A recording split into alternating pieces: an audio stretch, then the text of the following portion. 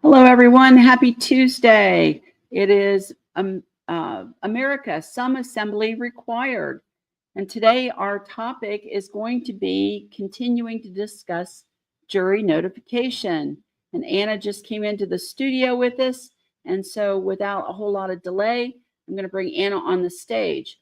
Please keep your questions to jury and jury nullification today as we learn a little bit about it.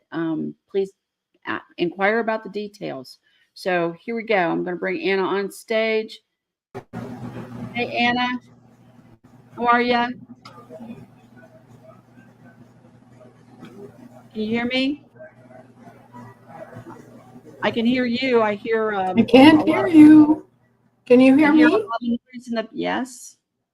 Okay, you can hear me. I can't hear you. Yes. Check.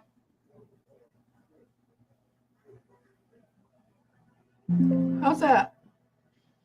I can hear you. Can you hear me? Okay, I got you now. Okay. All right. How does that get switched on and off, right? It's a mystery. Nobody was near this desk. No, I can verify. Nobody was here near this desk between podcasts this morning. Interesting. Well, you know, there's another big update coming through from your and our friends, not really Microsoft, and they could be having lots of fun games. So, you know, that happens sometimes with the updates. All right. Well, how you doing this morning, this afternoon? Well, I've been up since 6:15, running like a mad dog. Oh boy. But we're still running. There you go. There you go.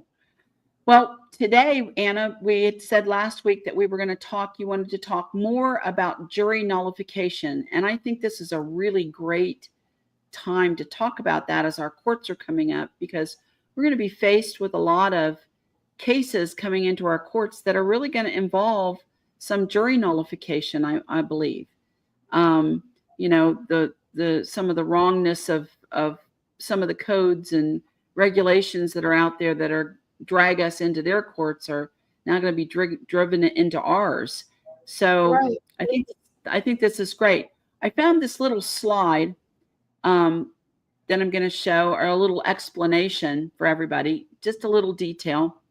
Some of it applies to us, some of it doesn't, but it says jury nullification has a long, fascinating history dating back to colonial America. And here are a few key points. 1, origins in British law. The concept of jury nullification originated in British law. One of the earliest examples is the trial of the 7 bishops in 1688, where a jury acquitted the bishops despite clear evidence of their guilt, as they believed that the law was unjust. And I think that speaks a lot about what jury nullification is when we think a law is unjust, even if they see us as breaking that infraction or law, that doesn't necessarily mean that the law is there, you know, for the good of the people, right? Right. And, you know, justice is the main objective of law. We all understand that. And the function of the law is to accuse. And one of the things that I think people get backwards is that they think that the law is responsible for self-enforcement, and it's not. We are the ones that ultimately enforce or choose not to enforce a law. And when a law is unjust, the jury has the power to say, no, we're not going to convict under this law. We disagree with those who created this law. Or we find fault with this law because it is written in such a way that it is void for vagueness. It doesn't properly stipulate who's responsible for this law or who's responsible for enforcing it, who's subject to it, under what circumstances it to be applied, what jurisdiction is it in. You know, there are all sorts of things that happen with so-called laws that are ambiguous. And so the jury also has the right to throw something out that's at all ambiguous. They like to, juries have a responsibility of knowing the difference between a law, an actual law, and a code. A code is not a law. A statute is not a law. You know, who do these things apply to? We're responsible for knowing. That's part of our responsibility as a self-governing people, is to know that there's a difference between a law, a statute, a code, a regulation, an ordinance. Okay, these are all different things that you can encounter within all the various venues of law. Okay, now our courts are going to be people courts, and are, well, to the extent they now exist in some places, yay, they're people courts, right? They're for people, they're by people. We're all acting on the land and soil. Okay, so our courts for the people are all under American common law. But people forget there's also American federal law, which is found in the statutes at large, unrevised statutes at large. For our American public law is federal law. We adopted the first federal law in 100 years when we adopted the law against ownership claims based on genetically engineered scraps of mRNA being injected into people. Okay, so that's a public law. It's good in all 50 states because all 50 states voted on it and adopted it. Does that make sense? It absolutely does. Okay, so that's a federal law. Federal from our standpoint, and federal in the sense that the Federation of States adopted it, right? Right. Okay, so there's an example of our law that's federal. There are other examples that are known as public laws that have been, they've basically been entered on the congressional record. Okay, those are public federal laws that belong to us, that are ours, right? Right. And then we also have American Admiralty and American Maritime and American Martial Law. We have our own standards for all of these, and we may, have to have our own courts. We have our own commercial courts. A good part of the problem that we've suffered is that they've been administered as British courts, right? And the British courts are prejudiced against Americans and American law. And so as we boot up our admiralty courts and as we boot up our maritime and commercial courts, everything else changes too. It's not going to be just the difference between people's courts and person courts and differences between American common law and British maritime law. It's going to be the difference of the courts and the law both. We have our own commercial law. Imagine it. Okay, so our courts at each stage are going to be functioning all across the board in all these different venues, and that's going to be great. It's going to be very liberating. And the juries that are summoned to consider these issues will have to be trained in the specialty areas. You know, you're not going to just walk in off the street and automatically what applies in terms of maritime law, for example. But you'll be taught. As juries, you'll have the information in front of your faces and you'll determine whether it's fair or whether it isn't, whether it's properly worded so that it's not vague.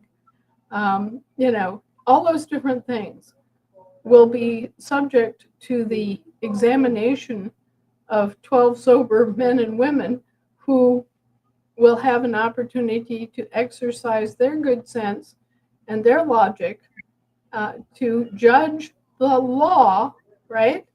And Right. the facts. And this is what people who are operating as people can do. We get to judge both the law itself, whether the law is good, and the facts of the case. Right. None of these other courts that deal with persons can address law or facts. What they have to address is the regulation or the statute or the code to determine whether or not it's being enforced and obeyed. Right. So, you know, for an example of that would be the vagueness in in the code that requires us all to have driver's licenses, because it assumes that we are all U.S. or USA citizens and not Americans with the right to travel. Right. Yes. Well, once you've identified yourself as a driver, then you fall under the rules and requirements, the statutory requirements of being a driver. But are you a driver? Driver has a legal meaning. A driver is someone who is using the public roads to profit himself or herself or their company from the use of a public road. And the reason that drivers were being licensed in the first place was that it was felt that, say, a taxi service or a courier service or a bus service or a dray line or a semi-long haul trucking company or a stagecoach, or right? At that point a stagecoach. That's right. They were using the public roads for private profit, and therefore they were being licensed and they were being charged for a license, and they were being subjected to certain rules of the road and everything else. So driver means something that most of us don't even consider. We think it just means driving the car around, right? No. Driver has a specific legal meaning called a legal term. It's a legal term that was defined by the law enforcing the driver regulations. And those driver regulations were enforced under the idea that they were engaged in interstate commerce. Okay? This is another aspect of this that we don't know about and aren't taught. Those who are considered drivers under the law are engaged in interstate commerce. That's how they finagled things around so that they could gain jurisdiction over the activity, was by presuming that you were engaged in interstate commerce. The Interstate Commerce Clause of the Constitution has been very greatly abused and expanded upon, because the actual Interstate Commerce Clause in the Constitution gives the federal government to regulate commerce between states. Okay, so the very first question is, were you engaged in commerce? Probably not. And second, were you engaged in any sort of interstate activity? Probably not. Okay?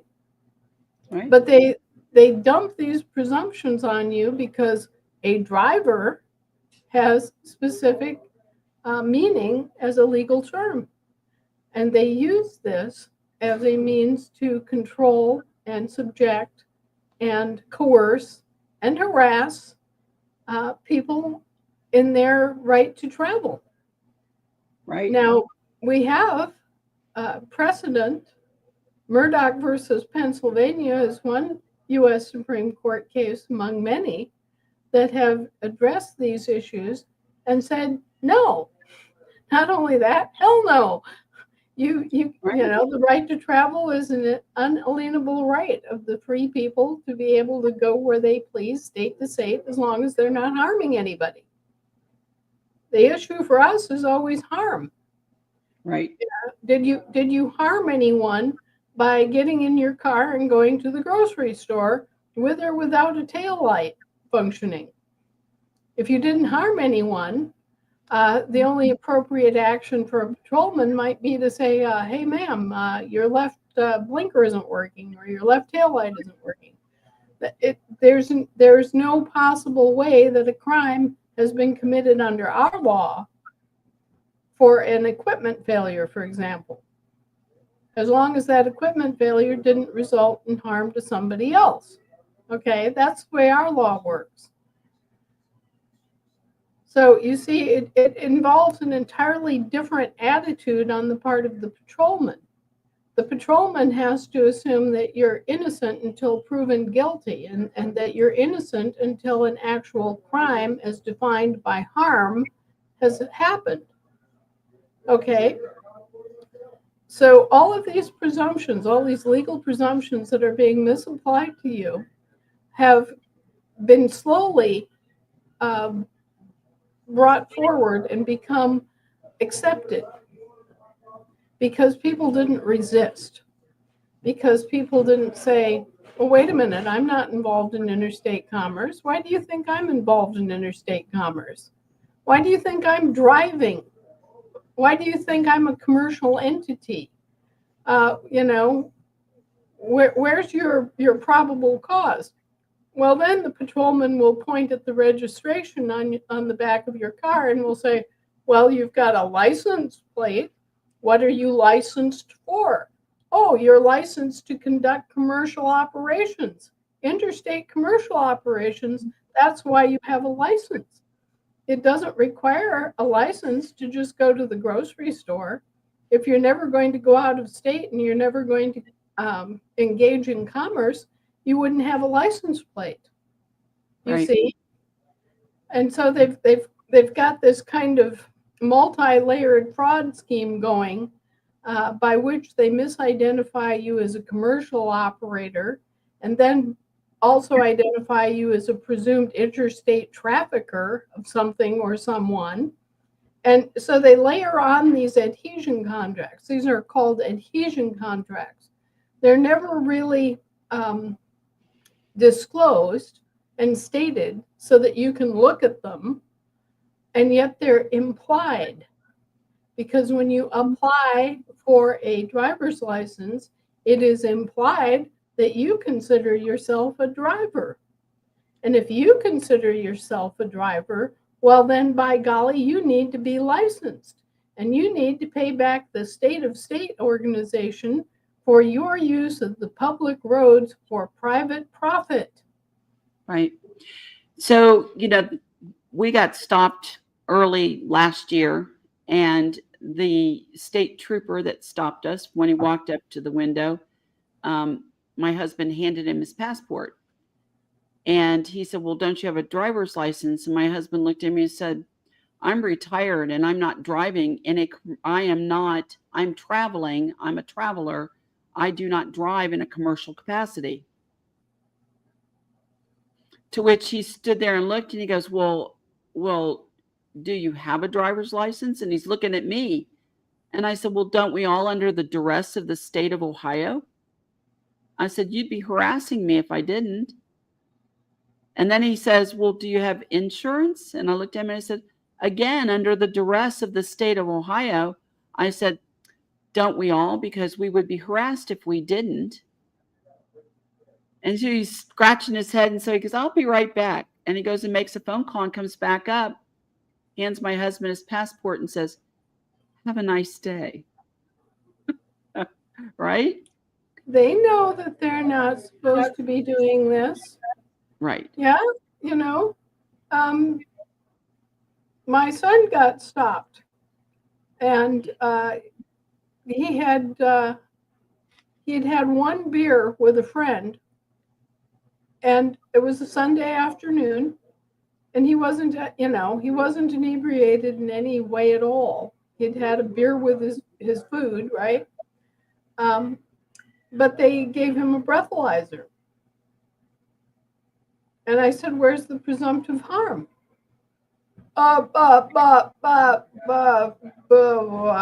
Yeah, exactly. Exactly. So this is an example, though, of something that can be taken into our court and looked at Address. and addressed under its vagueness, right? That it presumes its presumption that we are all in their jurisdiction and having to adhere to their code. And that could be something, you could do that on almost any state or any county. And of course, when it's done on a county, it applies to that county, doesn't necessarily apply to the state. But if it goes to the state court, can it be nullified there at a state level? Driving is interstate commerce, so technically it's at a federal level. Okay. But yeah, they enforced it at a state level, trying to bring more power to bear upon it, you see. Right, exactly. It's a revenue activity. Mm-hmm. And so the more people who know the facts about this, and the more people who teach the facts about this, and the more people who push back against the licensure of a basic right, the better. One of the interesting things that I always like to cite is Murdoch versus Pennsylvania, which is an older U.S. Supreme Court case, which basically says that no state shall license a right so as to convert it into a privilege and charge a fee therefrom. Mm-hmm. Okay, you have a right to travel. You have a right to go wherever you want to go on public roads, and to go to public parking lots, to go shopping, to do the natural things that you do, to go visit your friends and neighbors. And they do not have any right to harass you or to question you about any of that as a traveler, right? You have the right to travel. It's a basic fundamental right. Okay, and then they contrive to turn that right into a privilege and to set up this entire matrix of rules and statutes and codes based upon redefining travel as driving. Mm-hmm. One of my favorites, Anna, that explains it, I think even, takes that concept is from Ex parte Dickey versus Davis.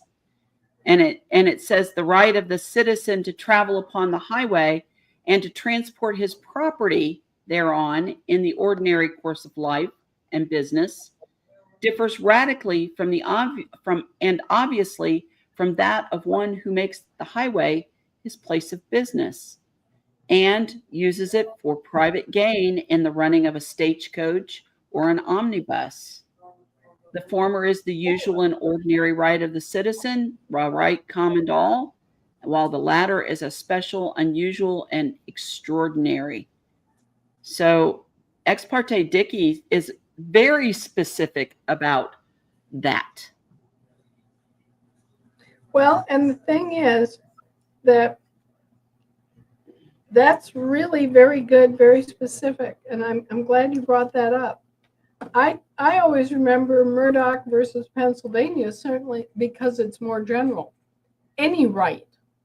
They cannot license any right and charge a fee for it, period. And so, for example, occupations of common right. This is where we get into licensure of marriages, licensure of physician services, licensure of even beauty parlors. They've gotten down to the level where they're licensing salons to cut hair. Right. Craziness. They're licensing chiropractors. They're licensing nurses. They're licensing dentists. They're licensing dermatologists. They're licensing everybody. They're licensing dogs, for goodness sakes, right? Come on. Yeah.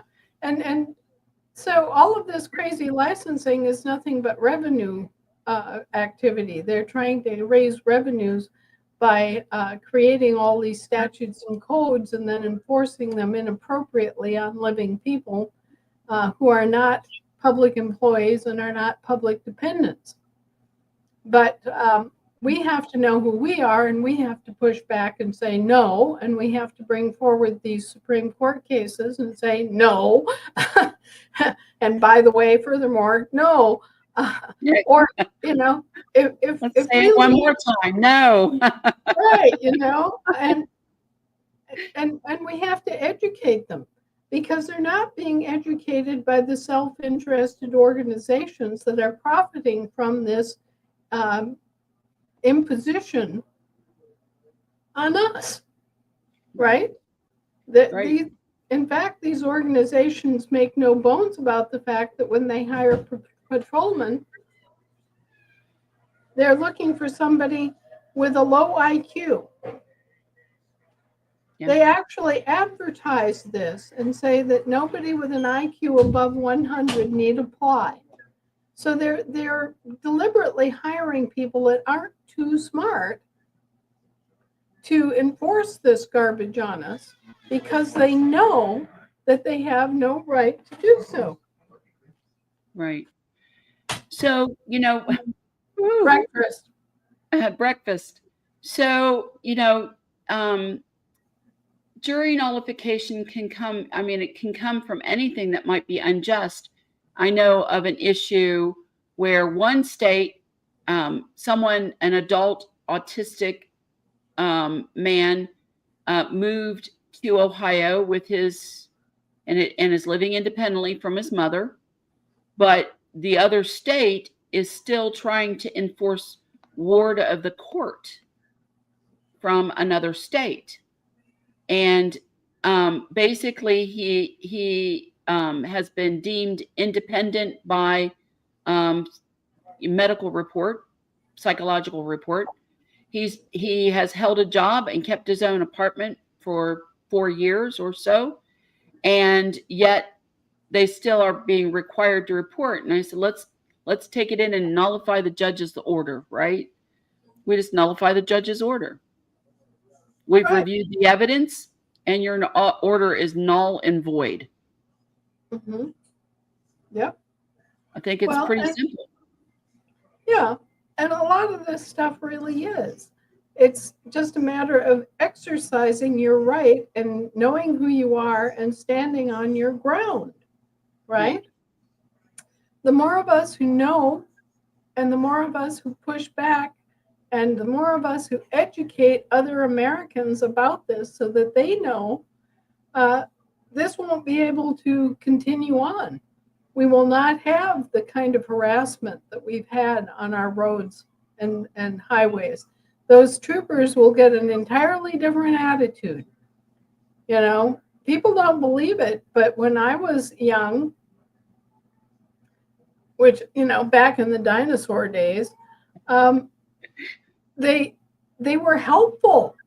Troopers would stop, and if you were stuck, say, you'd run off the highway and into the ditch, they'd give you a tow. They'd help you if you had a flat tire. Right. If you had some other kind of emergency or problem, someone in your car was sick, They'd give you an escort to the nearest hospital. They were great. They were, helpful, good guys. And there was none of this swaggering, jackbooted, billy club wielding attitude. Of course, people back then were respectful and kind to the police because the police were respectful and kind to them. You see, it was a whole different relationship. And in part, I'm sure it was founded on the fact that they knew that we had the right to travel, that there was a distinction to be drawn between commercial drivers and people that were just out for a Sunday afternoon. Right. So, the possibilities of facing some of the things that we face in our daily lives and having those things nullified through this process, then, all of those things become possible.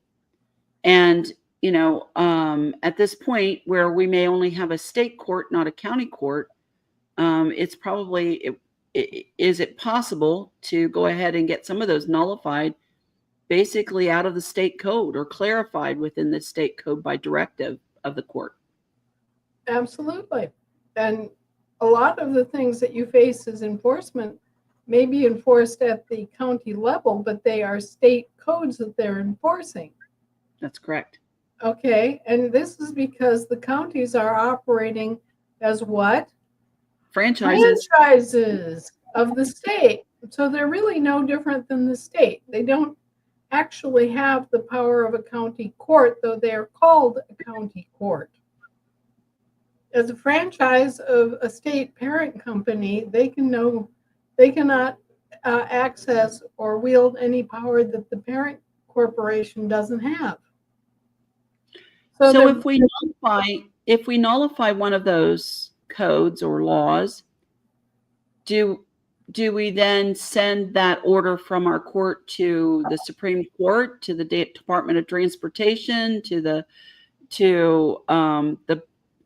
Driver's License Bureau, to the Attorney General, to Secretary of State? Who do we send that all to? Okay, well, here's the great power of our system. Our court is supreme within its geographical setting. Okay. Mm-hmm. Here's the weakness of our system. Our determinations within our geographical setting do not extend beyond the borders of that geographical setting. Okay.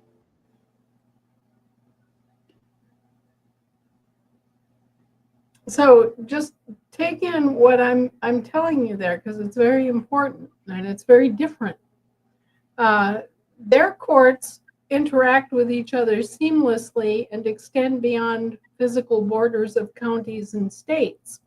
That's right. Why you wind up with whatever's going on in the state of Arizona is also going on in the state of California.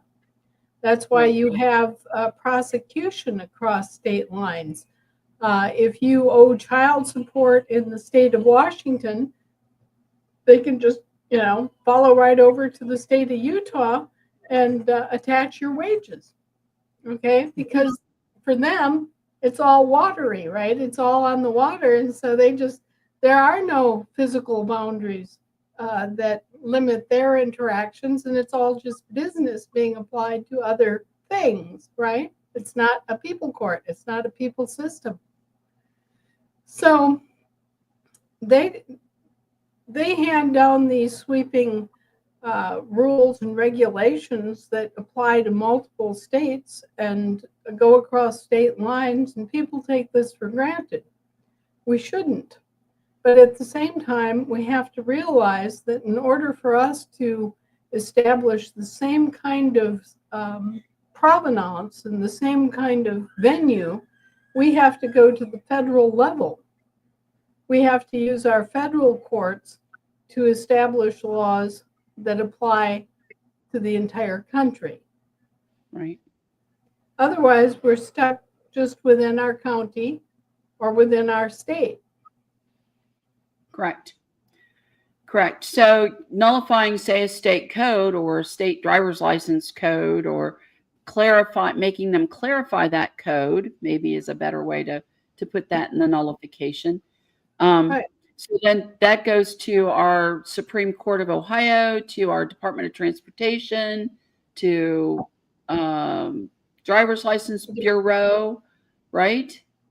That's what the order Yeah. gets sent down to. Usually Department of Public Safety will come in there somewhere. Okay. Or there may be other things that are apparent, like you may have a case that is a DOT issue, and then you would want to notify the State Department of DOT. Okay. All right. So, so in the process of nullification, just to make sure we get the due process correct, we have to be able to show where there is due process of that or factual information that leads to the nullification of the law. Is that true? Well, okay. Here you are, you're considering the facts and the law in a case. And in the course of that deliberation, you discover that something hasn't been defined, so that you can't find, you don't have a basis for finding for or against, right? Right.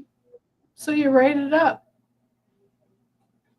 We began deliberation on such and such a date in such and such a case.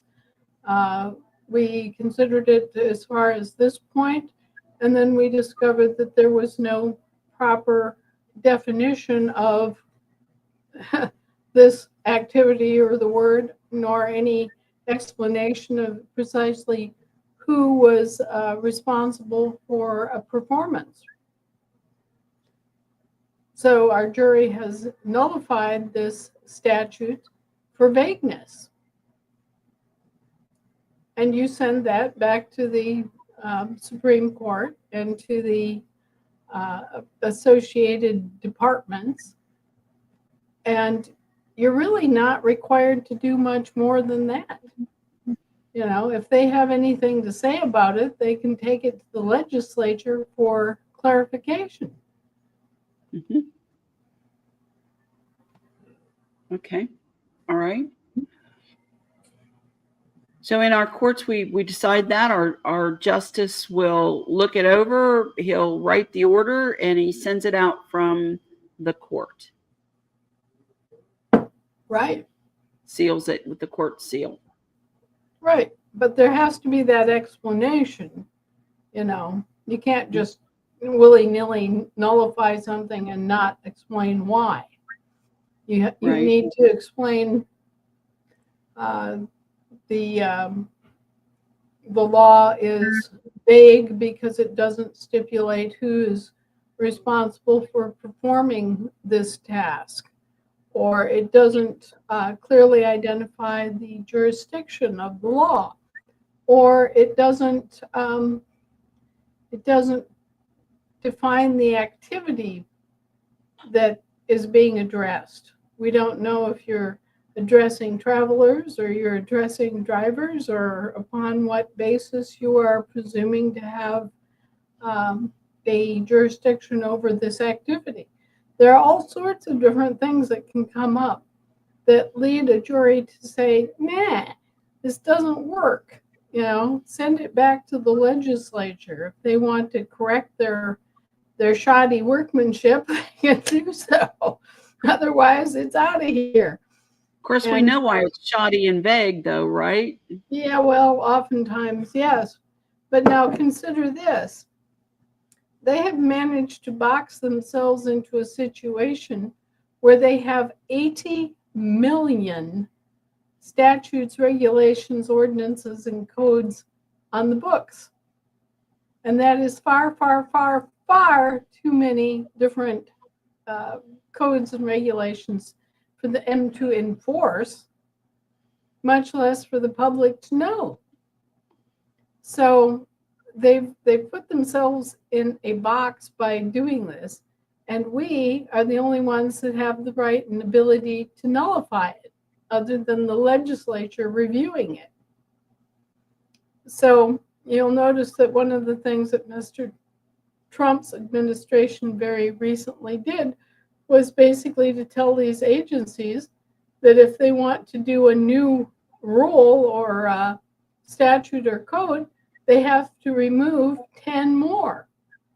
Okay, he's working at getting this humongous, towering bunch of 80 million different statutes, rules, codes, ordinances, blah, blah, getting that trimmed down. Right. Unfortunately, it's going to take 800,000 of those new laws, codes, and new statutes to trim down the 80 million. Right. So, well, but we can help. Right. You know, every nonsensical thing, everything that doesn't make sense, every definition that's vague. You see, we haven't been doing our job. The way that they got to 80 million of these things is that we weren't there kicking them out as they went. Right. Right. So is there more to the consideration of jury nullification if we're faced with it? Is it something that that our juries have to be concerned with in terms of hung juries, or is there anything in that manner that we need to be considerate of? Well, when you're going to nullify a law, it should be obvious to everybody that there's a problem. It shouldn't be just a matter of opinion. You should have the same consideration for the law that you would a victim of the law. It requires us to be even-handed in our treatment. So if you can't get 12 people to agree that it's FUBAR, then maybe it's not FUBAR. But if you have 12 people who are standing there saying, nah, this really doesn't work, we can't tell what it means, we can't tell what jurisdiction it's in, we can't tell who it applies to or doesn't apply to, we don't know how you're defining state, we don't know how you're defining vendor, we don't know how you're defining driver, it becomes pretty obvious if there's a real issue, and you start kind of going, oh, what do they mean by that?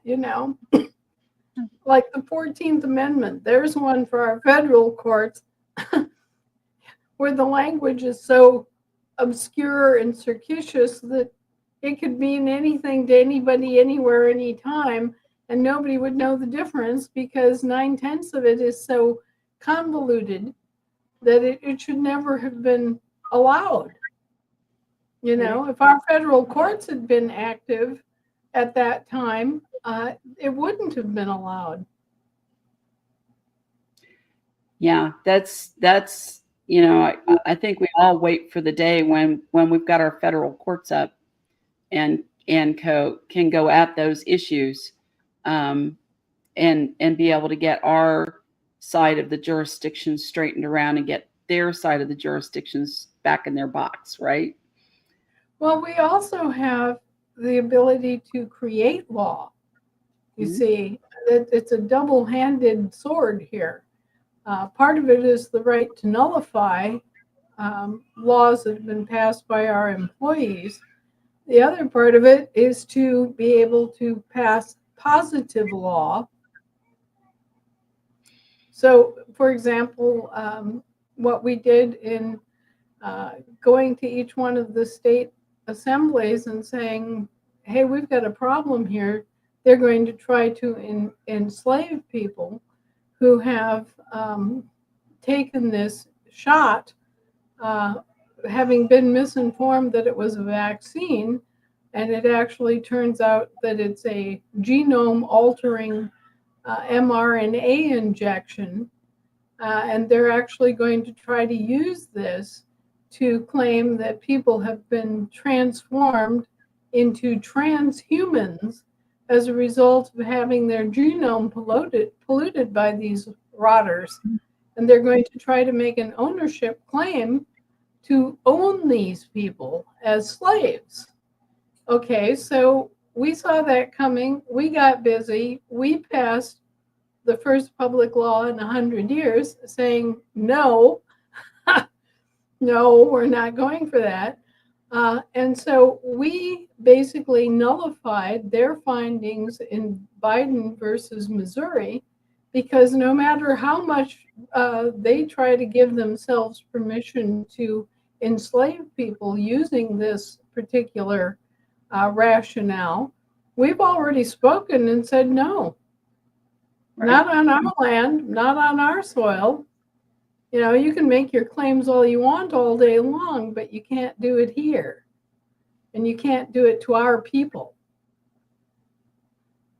Right. So we do have the power of positive law. All we have to do is address each one of the state assemblies and total up the votes. If we have enough votes, if enough state assemblies approve it, then we can countermand virtually anything that they come up with. Right. Right. And that's going to be the great power and the great point of our jurisdiction, our vote, of getting our jural assemblies up and standing, right? Is being able to claim that vote and that power. That's where our true vote is. That's where our true power is. Right. Well, what we're doing, you know, when we go around and say the Federation sees a problem like that developing, we raise our hand and we take it before the state assemblies. Now, all of the state assemblies are voting on that particular issue, right? Mm-hmm. So when the state assemblies come back and unanimously say, right, there's no, it's like the ultimate jury deliberation. It's done. There's right. No other authority that's higher. There's you know, and your General Assembly can speak to those issues. It doesn't, you don't even have to have your Jural Assembly per se up and rolling. Your General Assembly can pass law. Okay. Yeah. Yeah, exactly.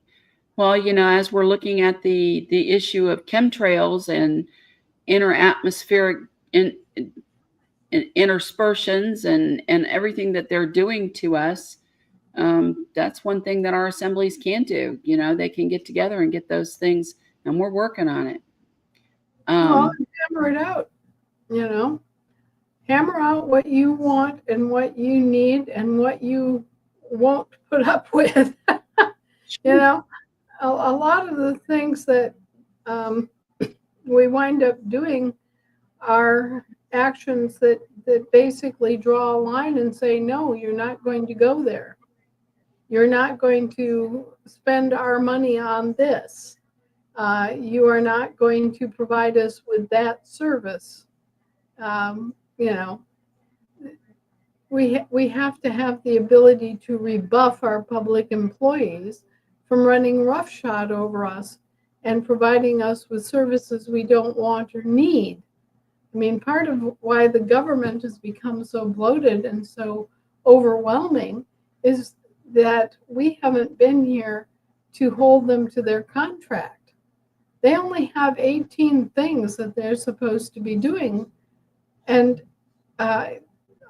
among those things, it turns out that the American federal contractor, in most cases, is the one that was supposed to be exercising those powers, not the British Territorial Congress, not the Municipal Congress.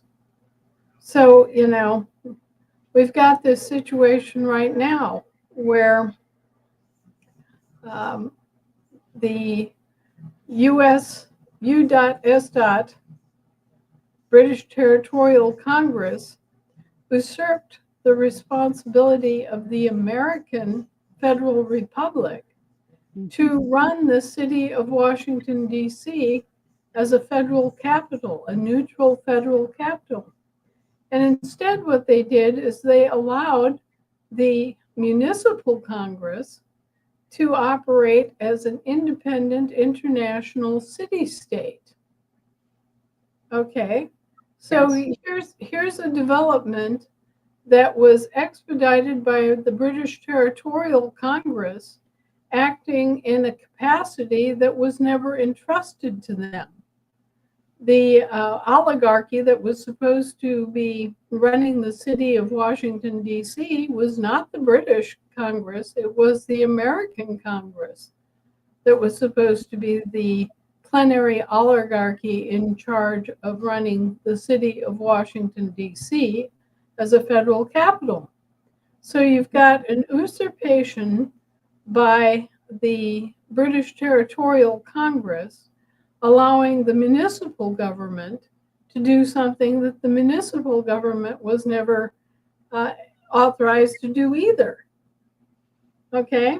So one usurpation leads to another, and you wind up with a situation where you've got a foreign government, literally a foreign government, operating on your shores as a government. Right. Just like Vatican City operates within Italy, the municipality of Washington, D.C. was operating within the District of Columbia. Give them an inch and they take 10 miles. Yeah, exactly. And we have to be on our feet. We have to be watching these sorts of usurpations. We have to be reading things closely enough to realize that it was the American Congress members that were supposed to be the oligarchy authorized under Clause 17 that would give that kind of consideration to the city of Washington and its government. It was never supposed to be the U.S. Territorial Congress. It was never supposed to be the Municipal Congress.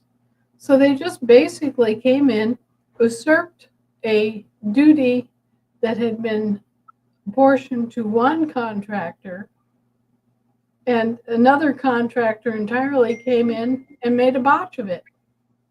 So now what? Well, they didn't have the authority to do this in the first place, so it's null and void.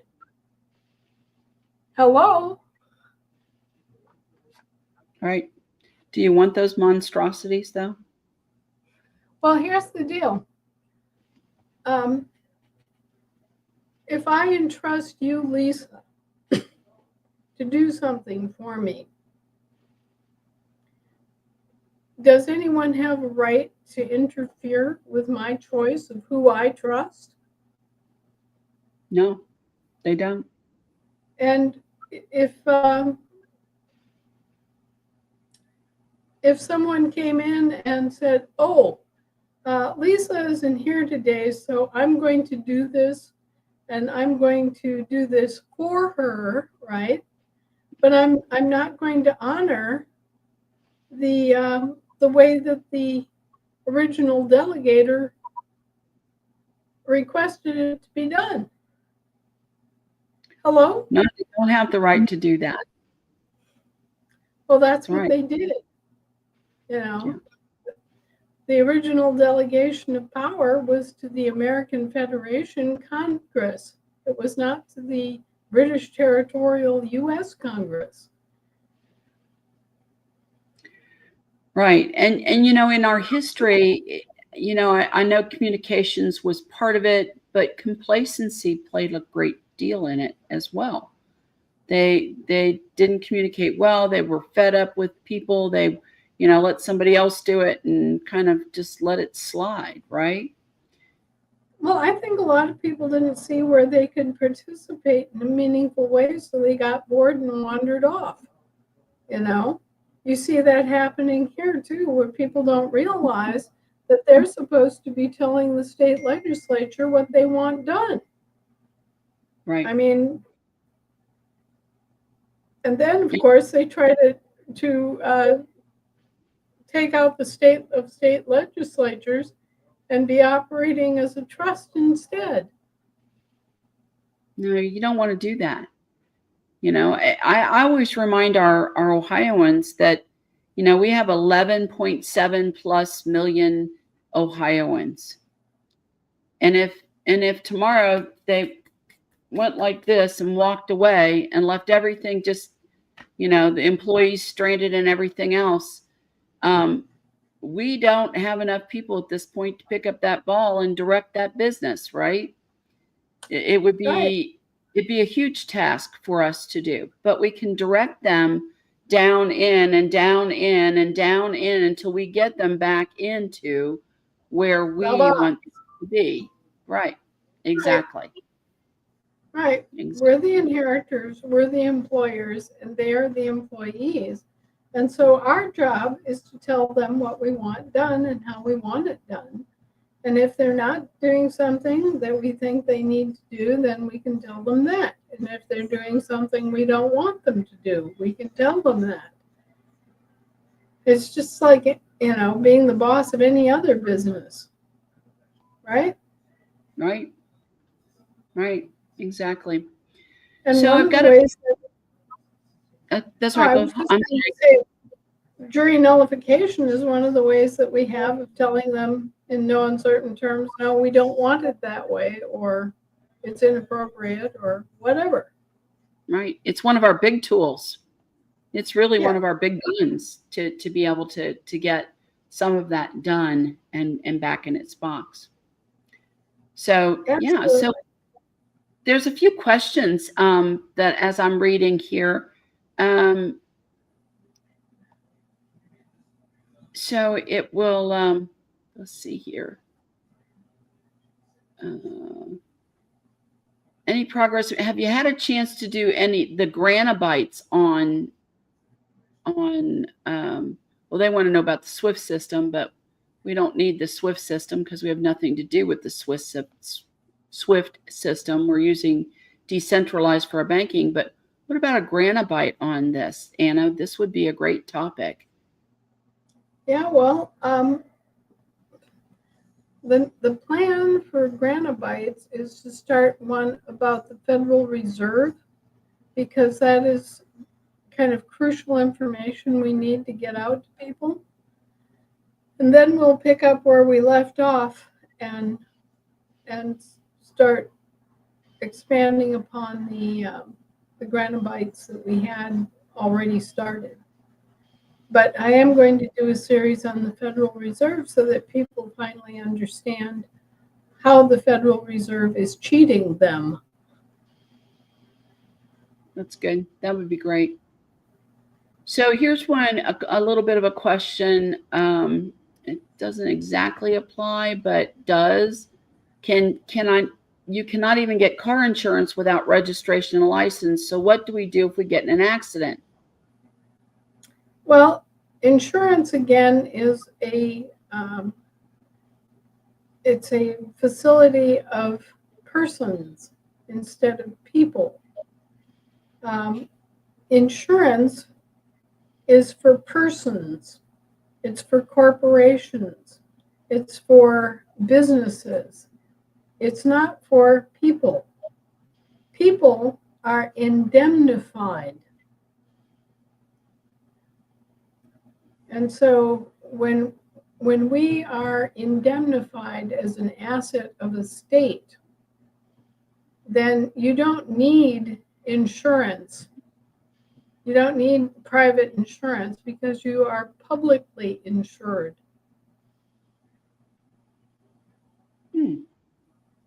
So in the event of an accident, then where is remedy sought in that situation? Well, the person that, well, they either have private insurance or they have public indemnity, one of the two. And we, as state nationals and state citizens, are indemnified. Okay. So, sorry, if we have say I have an accident. It's my fault. I made a mistake. I did something stupid and it caused an accident. I have my private insurance to take care of the property damage. Otherwise, the indemnification comes in. And what would our public indemnification then do at that point? It would wipe clean any debt or problem that resulted from it. Okay, all right. So that's how you do it. There's I know of one private insurance company called Dairyland, and I think they're out of Illinois or out of Indiana, that provides private insurance. But you'd have to look and see if there's anybody else out there that provides non-commercial private insurance.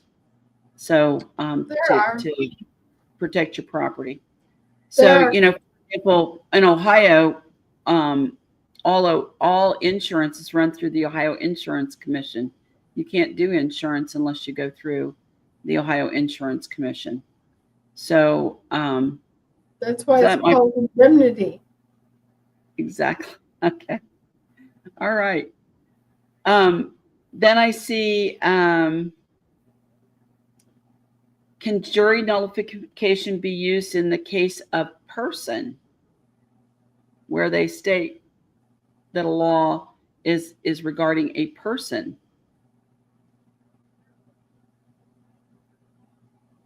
There's a lot of laws that call it, you know, call out a person, individual, corporation, blah, blah, blah.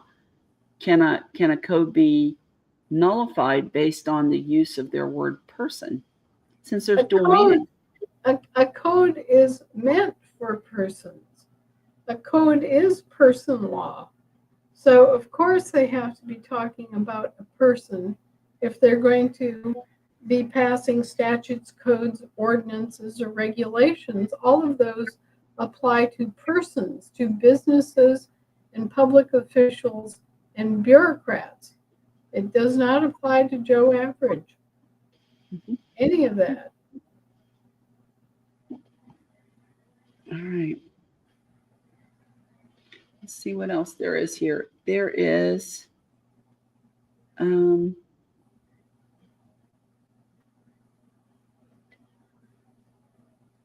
there's a question on the courts. What has to stand first, the courts or the General Assembly? The General Assembly, for sure, because everybody that is in the Jural Assembly is drawn from the General Assembly. Now, not everybody in the General Assembly is going to be able to serve as a juror or as an officer on the Jural Assembly. And we've gone over this kind of ad nauseum too. But there are good reasons why some people are members of the General Assembly, but are not members of the Jural Assembly. And for example, someone who is elderly, you know, you get to a certain point and you don't need or want to serve as a juror. Right. Okay, so you could be excused from jury duty because of advanced age or immobility or illness or family responsibilities. A mother with 10 kids and you know, she's not going to be able to take time off and just go sit in a jury pool and consider the facts and law of the case, right? So there are people in the General Assembly who are excused permanently or temporarily from jury duty and from any other role related to the Jural Assembly. So of course the General Assembly is the big set of everybody, and then the Jural Assembly is a subset of people that are working the Jural Assembly duties. The militia is another subset of the General Assembly. And last but not least, you have the International Business Assembly. So those are all subsets of the General Assembly. Right. So also then the questioning is, what is the downfall of the standing of standing the courts first? Well, if you did that, the courts would not be supported by anything. They would just be these sort of renegade organizations out there claiming to be a court, and there would be no body politic, no unit of government actually understanding the courts and giving the courts authority and validity. Authority is the right word. So those courts are under the authority of our general assemblies. So that's why the General Assembly has to come first. And then our sub-assemblies operate under the General Assembly. Right. Okay. All right. So,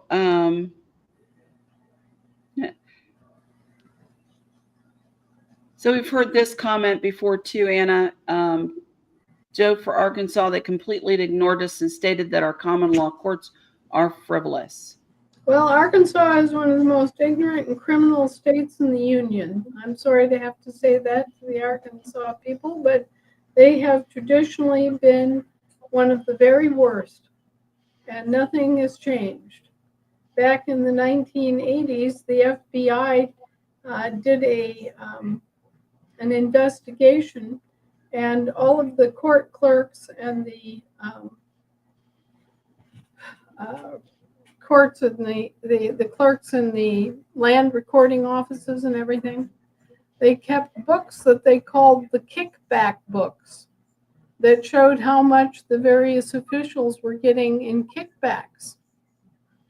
And they kept record of it.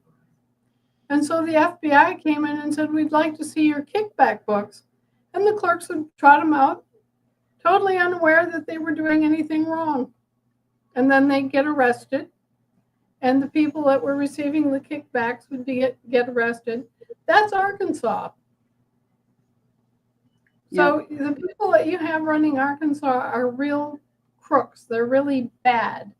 But like anything else, you start out with the situation, and then you oppose it, and you educate, and you bring it forward, and you bring in the federal authorities to make them actually do their job the way they're supposed to do their job. And that's basically what we're going to do with Arkansas, is we're going to bring in the federal authorities to force the Arkansas State of State governor and the Arkansas State Trust to do what they should do. And in the meantime, you have to educate. You have to keep the ball rolling, and you have to resist anything and everything that they do that's wrong. Right. Okay. So Joe also comments that he was told that the courts could stand and then the assembly. No. Well, again, we're trying to build this back the way it came apart from the state down, Joe.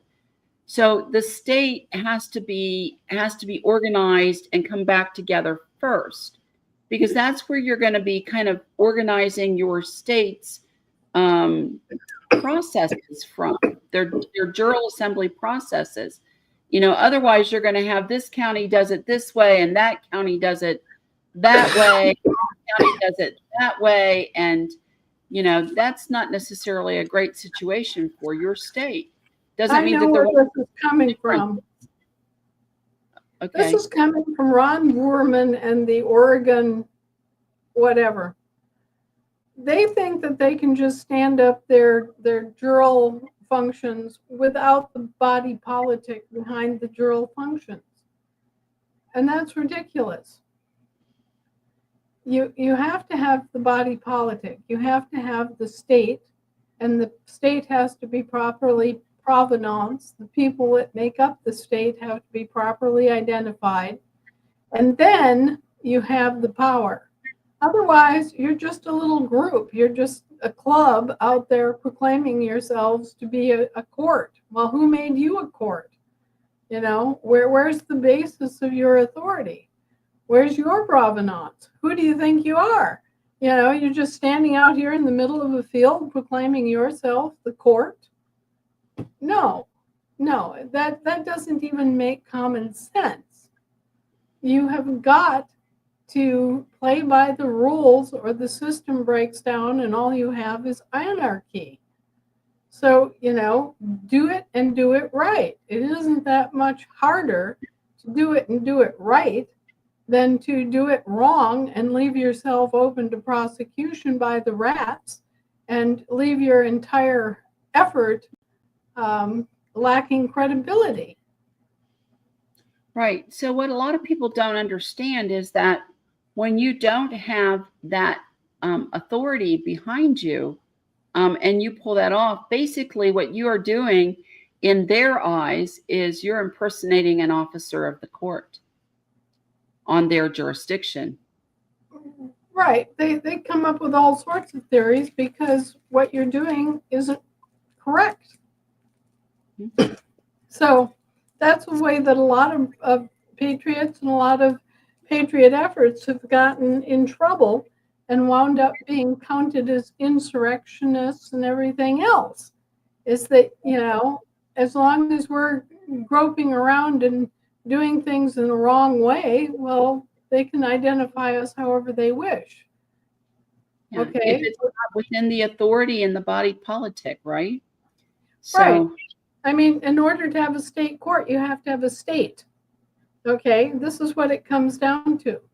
And you have to have a properly defined state, and that means having a properly defined state assembly.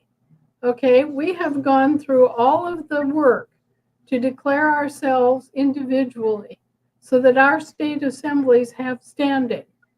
Okay, and so our state assembly is the state. And from the state derives what? The state courts, the state business, the state militia, all that stuff derives from the state, not independent. I mean, people like Ron Werman go out there and they take a wire, they take a tire off of a truck and say they have a truck. Yeah. No. Okay. So this has a little possession of fear within it. So if we nullify core codes and notice all involved and they do not recognize us, who enforces it? Well, ultimately, we have to enforce what we do. Okay. Now, how are we going to do that? The same way we do everything else. We do it lawfully. Okay. They are our employees. Okay. And if they're not doing the work that we set before them, guess what? Right. And I always tell when I'm out doing education that, we've written notices before Ohio did their public elections and before we had that standing, right? And about 1/3 of them were returned unopened, returned to sender. Didn't matter in the state. I mean, they just returned them. But once we've had that public election and we populated those public offices, and when we sent out ex parte Milligan and that notice, every single last one of those letters stuck.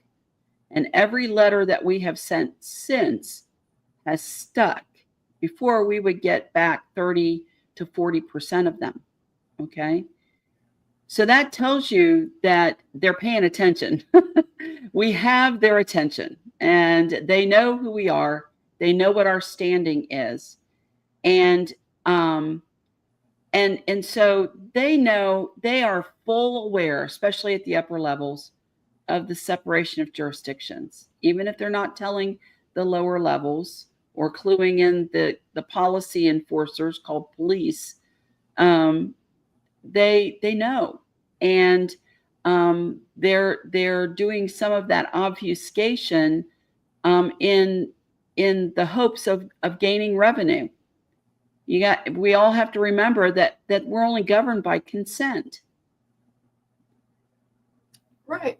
And so we nullify a code so that we nullify a piece of the motor vehicle code, and we send notice to the local enforcement officers, and they go, oh, well, that doesn't have any validity with regard to us. And it doesn't. With regard to them and their people, their persons, okay, they just go right ahead. The difference is that it's nullified for us, the people, right? And so they take it under advisement, but they don't take any action to nullify it on their books because it remains valid for their persons. Right. Okay. All right. Great. Yeah, there just seems to be lots of little details that people are either getting confused or they're kind of getting, block out some of those outside sources that are not our jurisdiction. And then that way, we're concentrating on our jurisdiction and in our American court system. Don't let those other things influence you out there, because they are bits and pieces. They're not our American common law courts. Right. And they're going to continue to operate. They're going to continue to address all the people that accept being persons. Right. They're there for a reason. They're there for their commercial activities, their maritime commercial activities. And Right. what we need to do is get them back in that box and have them leave us alone. Exactly. Exactly. And that's what we want, is basically, we contracted for these 18 services. Provide them or don't. If you don't provide them, then we will provide them ourselves. Yeah, plain and simple. So, Anna, you mentioned some other forms of law and how that would affect our juries. Do we need to maybe plan some time to talk about that for our juries? What they need to consider in those different forms of court? Well, or law? I don't think there's anything that the state Jural assembly in planning its activities has to do. I just think that people, the public, need to realize that there are federal level laws that apply in all states because all the states agreed to them, right? You've got state law, you've got county law, and you just need to be aware that, you can have maritime cases, and you can have admiralty or martial law cases. Those are all different courts. But the one that you're standing up when you're working with your state assembly is the state court. Mm-hmm. Exactly. And that operates under American common law. Okay. All right. So should a state assembly handbook go through the committee process? I'm not sure I understand that question because you're not going to be dictating to anyone. It's a cooperative process, and putting those processes and procedures together from your various committees and through your various entities that kind of get consolidated. And if you want all your people to know it, why wouldn't it go through a committee process? Well, there's sort of a misunderstanding that comes from our indoctrination. People think they have to have quote unquote standard operating procedures for everything. That's not the case in our assemblies. Our assemblies are much more fluid, much more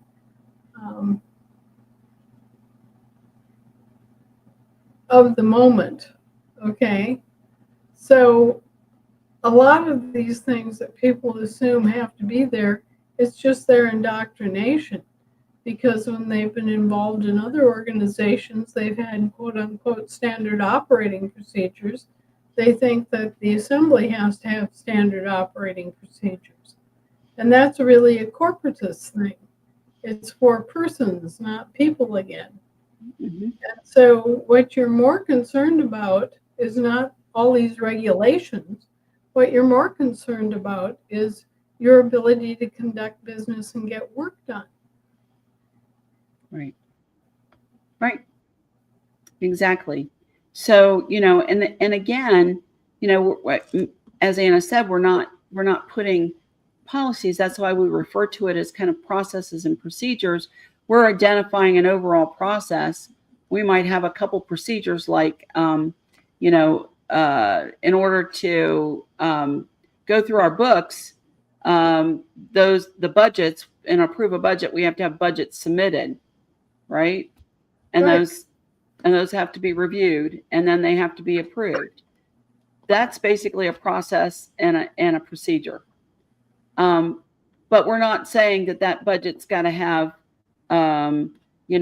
explanation, XYZ, amount of details to it. It's got to have this form, that form, whatever, right? So that's the difference between, a lot of people think you have to write everything down so that it is exactly in the book. And it's not so. It's not so. Right. So Okay. don't worry about setting policies and procedures. Worry about what actually needs to happen in terms of getting the work done, and teach that. Right. Exactly. Okay. So one last question. Leanne says, hi, why would we need to nullify one of their laws when they don't apply to us in the first place?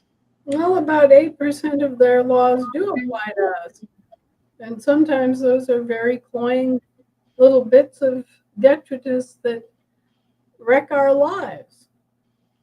I had a case here in Alaska where a man who loved birds and studied them all his life, an ornithologist, became aware of certain threats to certain bird populations. And so he attempted to work with the federal officials to protect some of the habitat that was being ruined for these birds.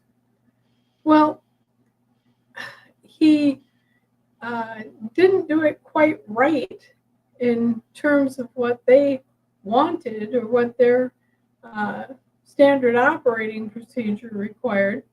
And so they arrested him, threw him in jail, charged him with multiple felonies, and we're really throwing the book at the poor man when all he was trying to do was what they say in their law that they're responsible for doing, which is to protect endangered species, right?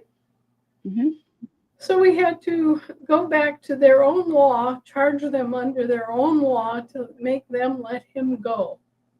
And that's how stupid it gets. But the point being that, yes, we do want to nullify their laws when their laws make no sense. Right. Right. There's some old laws on the book in that 80 million that absolutely make no sense. Like you can't wear pantyhose on Sunday. Yeah. Yeah. Yeah. Right. So, I mean, there are some crazy laws out there, Leanne, and, and if somebody wanted to try to press that with one of us, that's when we would turn around and we would look at their silliness and do away with it. So, okay. All right. So, Anna, we've come to the end of questions. We've been just about an hour and a half now, and I can see you're tired and you probably could use a little rest. My voice is giving out. I hear that. So, all right. Well, So next on our slate to talk about is going to be, I think, hang on, let me pull that up, let's see here on our jury.